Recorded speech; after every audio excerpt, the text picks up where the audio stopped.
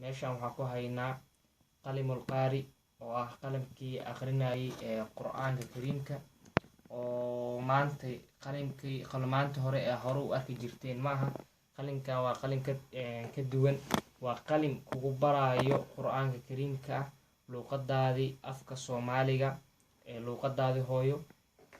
haddii aan usoo gudubno kitaabkan kitaabada kale oo wato oo yaryarkaa waxaa ka mid ah kitaabkan aad taqaanaan oo ah saxiixulbukhaariga. saxiixulbukhaariga ayaa la socdo oo wax walbo oo yacni kaaga hadlayo, kitaab walbo, baab walbo, cumrada, xajka, quweyska, weysaqaadka, cilmiga, iimaanka, wax walbo oo ku saabsan saxiixulbukhaariga meeshaan waa ka helaysaa. waad qalinkaas saaranaysaa, qalinkaa ku akhrinayo wax walbo, qalinkaasa waad taabsiinaysaa. sidaan oo kale waad taabsiinaysaa, kadibna waxaad dooranaysaa baab alla baabka aa rabto.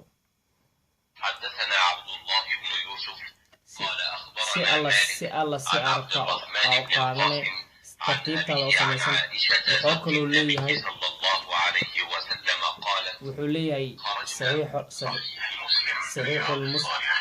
saxiixulmuslim iyo riyaadu saalixiin oo hal kitaabu isku wataa asagana.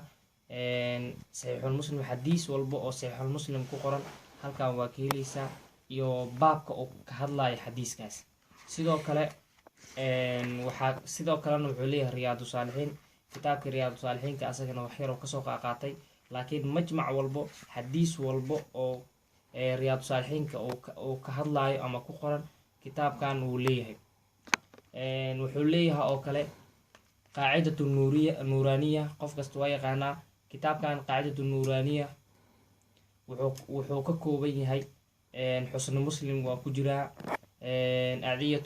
adkaaru lqur'aan oo adkaartii qur'aan, ducooyinka adkaarta qur'aanka kariimka kusoo degtay ayagana waa ku jiraan.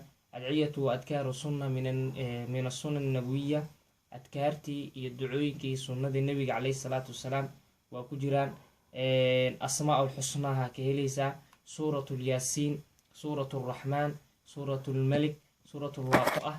haddii luuqada ingilishka isku fiican tihiin si sahlan waxaa ku baran kartaa luuqada carabiga. haddii aad tahay qof luuqada carabiga yaqaano waxaa si sahlan aad ku baran kartaa luuqada ingilishka iyadan.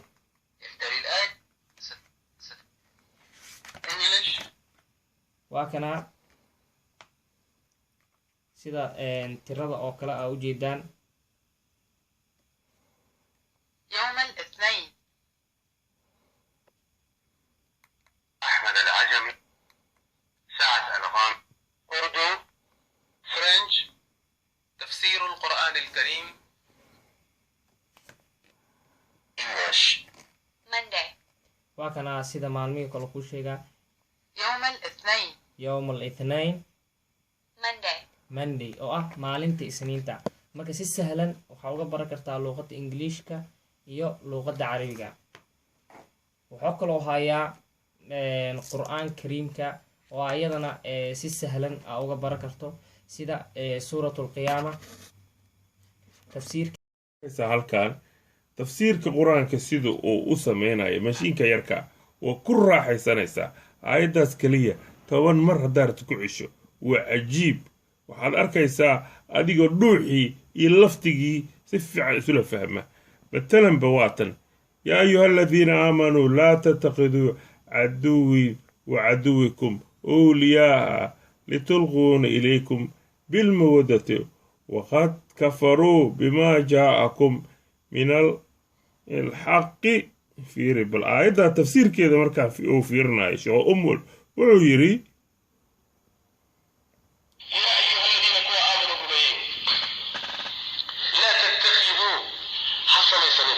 لا تتخذوا حسنة وعدوكم عدوين أولياء كواء تعيشين كسويسنا. بالكور عجيب. تلقون حال أدمينيسا إليهم إيجا بالمودة كالجعيل أدمينيسا بعد فائدة كذلك تلقون إليهم المودة كالجعيل أدمينيسا وحقه الأطوريسا والحال قد كفروا أي قالوا به بما شيء أي قالوا به جاءكم إليه من أمر الحق حقا يخرجون وحي بحنا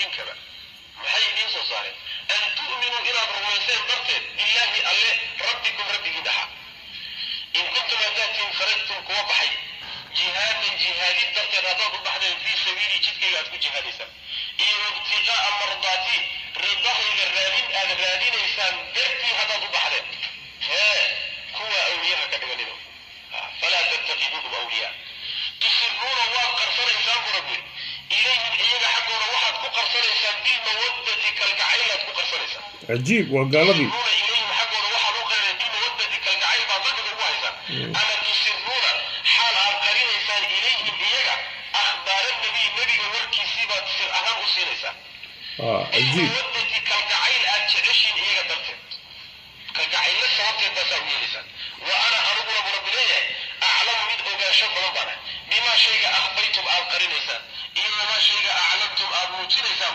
ومن هو يفعل سمية أو منكم إذن كملا فقد ضل حقيقه ومروي سواء السبيل شتكي تصنع برتميه سيبك الله ما شاء الله سبحان الله عجيب marka wax weeyaan aayadaas kaliya culeyskeeda halka aayadood dhadhankeeda iyo lafdigeeda markaad dhegaysatid cajiib maasha allah qur-aanka quruxdiisii macaankiisii dhadhankiisii aayadda ilaahay kalaamka ilaahay ujeedka uu ka hadlaayo ayaad si fiican fahmaysaa maahana qur-aanka inaad iska akhriso iska damdamlaysid aayaddii oo waxna adag ka fahmin wallaahi waxay nagu tahay nasiib xumay nagu ahayd nasiibka soomaalida ummadda soomaaliyeed maanta ay u bilata waxay tahay inaanu helnay qalin yar raqiisna ah qiimo jaban ah meesha arti lagugu keenayo haddana maantoo dhan ku baraya qur-aanka tafsiirkiisa 410 si sahlan maantoo dhan kugu celinayo marka walaalayaal ha moogaanina naga soo dalbada meesha arta ay kugu keenaynaa gacmo furan ilaahay maaragtay dartiisa wax u barta macnaa waa maalintii qiyaamo inuu idiin noqdo wehelkiina qur-aanka inku noqdo oo maaragtay aad ajirna uga heshaan wassalaamu calaykum waraxmatullahi